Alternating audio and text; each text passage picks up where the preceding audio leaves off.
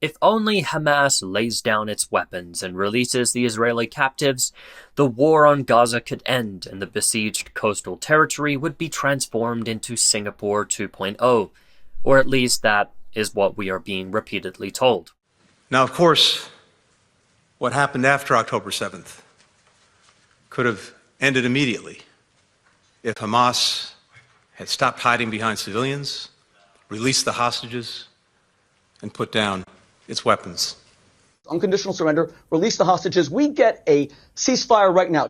This conflict would be over within a matter of hours if Hamas released the remaining hostages and agreed to surrender or lay down its weapons. Now, despite how many times it may be repeated by US politicians and on the Western corporate media, the Israeli leadership themselves continually stress that even in the event of a ceasefire and the return of the captives, the war will continue.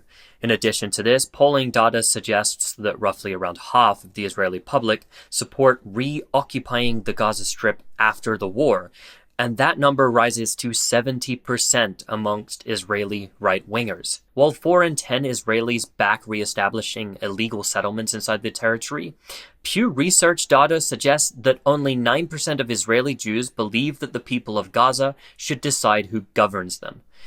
The reason the views of the Israeli public are important here is because their far-right government appears to be acting upon them. Israeli Prime Minister Benjamin Netanyahu has repeatedly opposed the idea of allowing the Palestinian Authority, which it cooperates with in the West Bank, to replace Hamas rule in a post-war Gaza. This is because it could bring about a situation in which Israel would be pressured to allow the creation of a Palestinian state, which the Israeli Knesset voted against ever allowing earlier this year. While Netanyahu is opting to form a coalition of foreign Arab states that have normalized ties with Israel to operate Gaza in collaboration with a local force of collaborators, Israeli settler leaders have been organizing conferences and drafting plans for the resettlement of Gaza.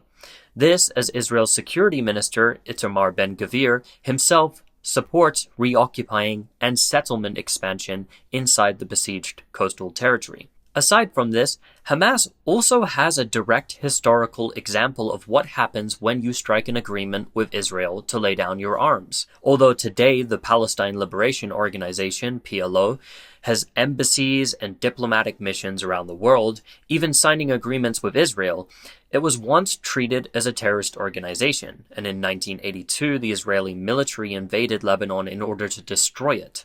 Israel killed up to 20,000 Palestinians and Lebanese, the majority of whom were civilians.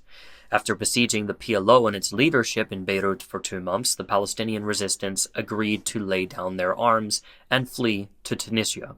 Following the expulsion of the fighters and leaders, Israeli forces presided over massacres of defenseless Palestinian refugees, the most infamous case being that of the Sabra and Shatila massacre, during which around 3,500 were murdered in only 2 days.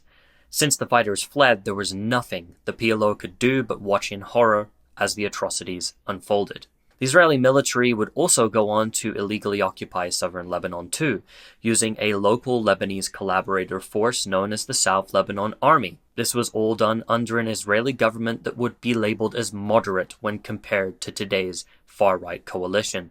Hamas has also witnessed what the Israeli government has done in the West Bank since the conclusion of the Second Intifada uprising in 2005, with the further expansion of settlements and the recruitment of the Palestinian Authority security forces to thwart attempts at expelling the occupation forces from the territory.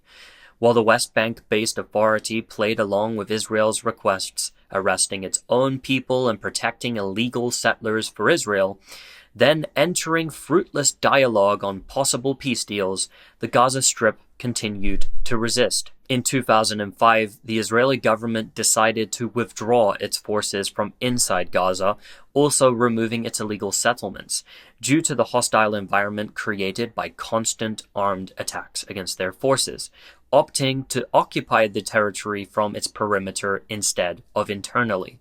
If Hamas lays down its weapons and hands over the Israeli captives, every piece of evidence points towards chaos, devastation, massacres, settlements, and occupation.